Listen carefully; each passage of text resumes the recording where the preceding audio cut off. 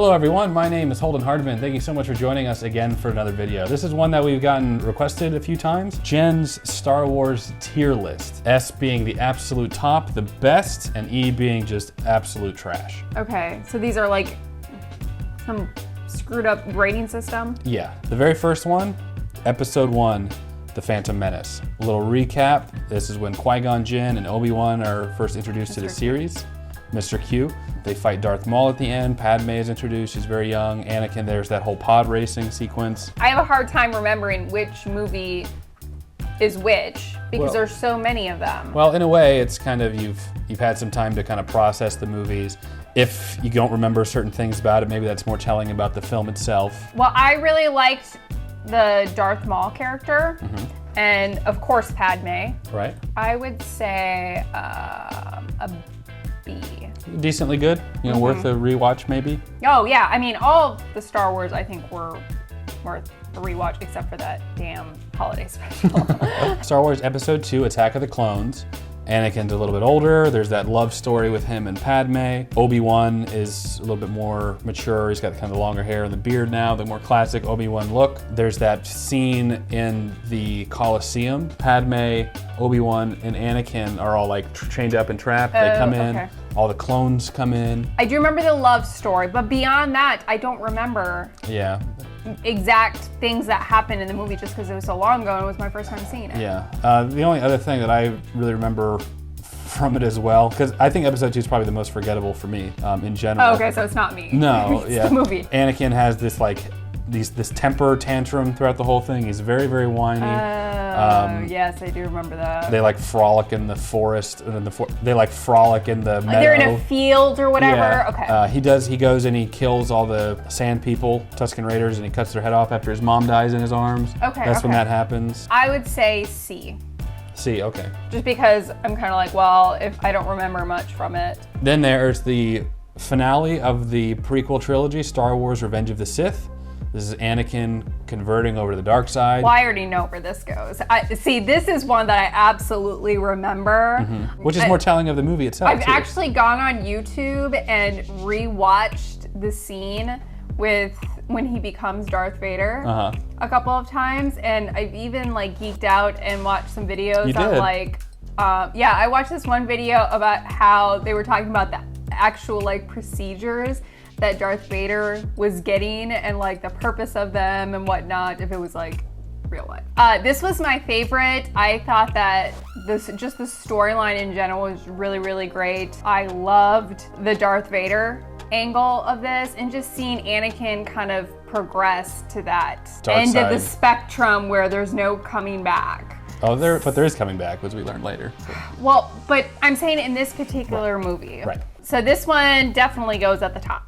You want to put this at S tier? Yes. I love the fight with Anakin and Obi-Wan on Mustafar. Awesome, epic, everything I wanted to see, and really delivered. And then of course him slaughtering younglings, that's always a good one too.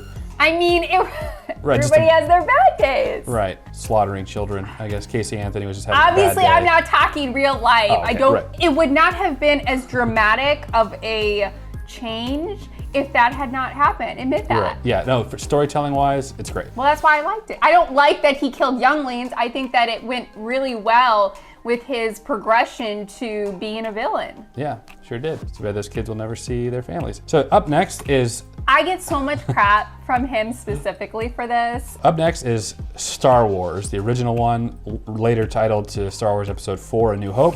Originally came out as just Star Wars. This is where we're introduced to Luke Skywalker, Leia, help me Obi-Wan, you're my only hope.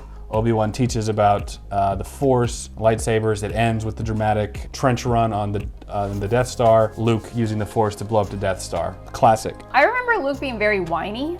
He was very whiny in this. In this movie. Yeah. Otherwise, I felt like it was a good introduction movie to just the Star Wars universe in general. I would say A. A? Yeah. Okay.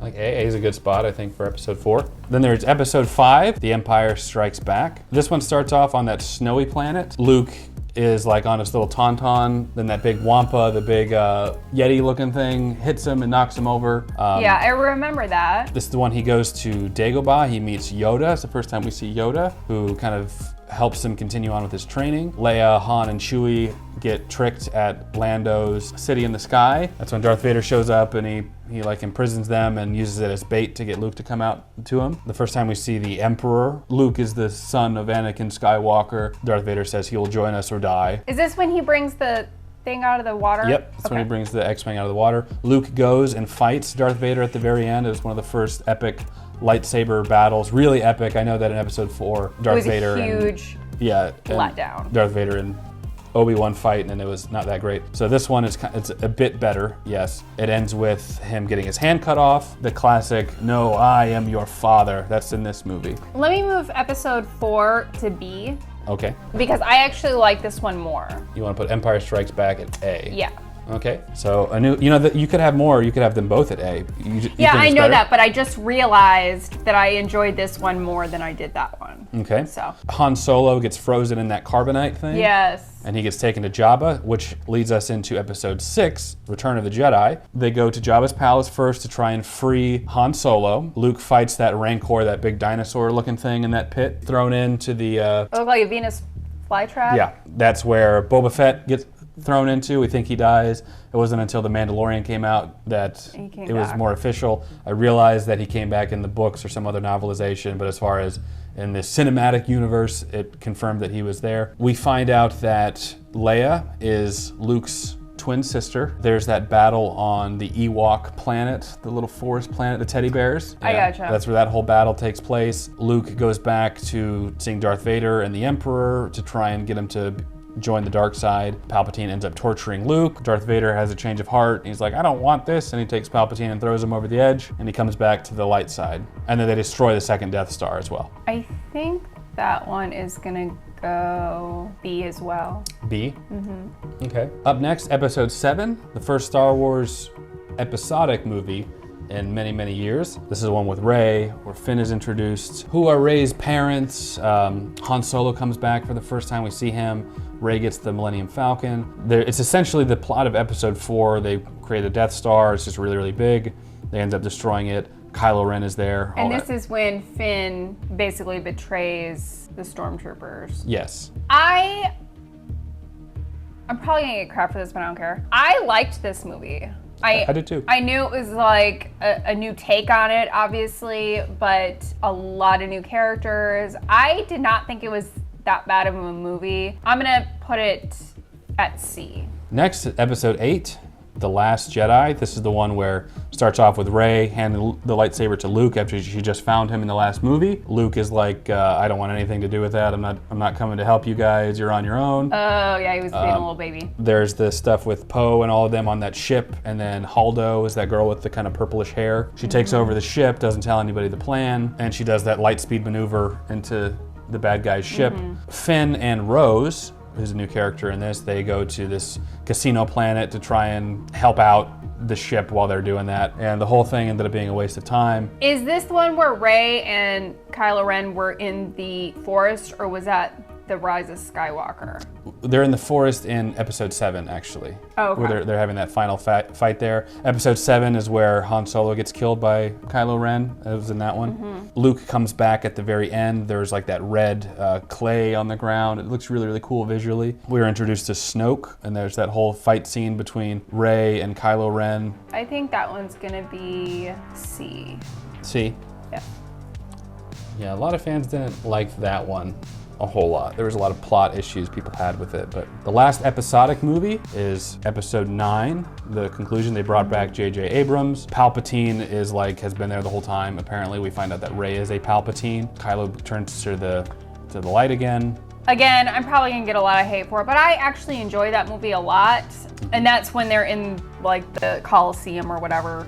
Yeah, with Palpatine. Yes, yeah, at the very, very end, and he does the lightning in the sky. And yeah, so I really enjoyed this movie. I, in general, liked the Kylo Ren character. The only thing that I did not like about this movie was they made it a romantic relationship. Oh, that kiss at the end? Yeah, I didn't care for that. But in general, I really, really liked the movie, so I'm gonna put that one B. Okay, so the best of the sequel trilogy then. Yeah. Okay. Next, I have a couple of the other movies that we saw. Rogue One was the story of how the Death Star had a fault in it in the first place, you know, and she goes out there with her little ragtag group of people and tries to save her father, fails, and then she's the one that gets the plans of the Death Star and gets it to Leia. That's the whole point of the movie, to explain how that happened. I distinctly remember falling asleep. Almost falling asleep. I didn't actually fall asleep, but I remember being a little... Getting close? Yeah, so that one's gonna go to D. Really? Yeah. I actually really like Rogue One a lot. My tier list. It is. Next is Solo, the story of how Han Solo and Chewbacca met and some of the missions and stuff that they went on. Yeah. We're also confirmed in that movie that Darth Maul is still alive, even though we haven't really seen anything of him. We've been watching through the Clone Wars series. Never mind. So Darth Maul comes back in Solo, but we don't see anything else. So how did you feel about Solo? We see him do the Kessel Run. I liked it better than Rogue One. The first couple minutes, I really was like, oh, I'm not gonna like this. Yeah, took a while to get some dose. Yeah, but it ended up being pretty good. So I think I'm gonna put that C. Solo at C. Yeah. Okay. Next is the animated Clone Wars movie. Well, we saw it just a couple months ago. That's going to D. We both saw it. Why? It didn't do anything for me. Yeah, we get to see Ahsoka as a little teenager type of Padawan. You didn't like that? It's not that... I didn't like it. It just didn't do much for me, and I could not see putting it with Solo or Return of the Jedi. Like, I just don't... Yeah, it's not even in the same classification, so... And then, I know this one is your favorite. It's the Star Wars Holiday Special we watched over Christmas. I've been thinking about this a lot, and I truly think it is the worst movie, special, whatever you want to call it, garbage I've ever seen in my life. I was literally counting down the minutes until this was over. It was horrible. It was awful. It was and I really almost bad. resent you for making me watch it because it was just not good. Yeah, all. I had never seen it either. I only got about 30 minutes into it before, like either a year prior to that or 2 years prior to that. I just couldn't do it. I got up to the singing bird lady, and that's about as far as I could handle. And the only thing that I actually remember is some woman that was, I think, baking something. Oh yeah, whip, stir, stir, whip. Yeah, something like that. So this is S tier up there with episode 3. Got it. Oh, no, you put that at the bottom. Is there an F? Because it doesn't, I can't even, like, it doesn't even belong on there. Comfortable with that? Now seeing them all kind of place, does that make sense to you? Yeah, but I do think that I need to rewatch the series just because I'm very much the type of person where if I see something for the first time... There's always stuff you missed the first watch. Yeah. If you enjoyed this video, leave it a like, helps the channel out a lot. Consider subscribing if you want to see more fun content like this. Consider joining my Patreon to get early access to select videos and other fun stuff like that. As always, we appreciate you watching. We'll catch you in the next video. Take care.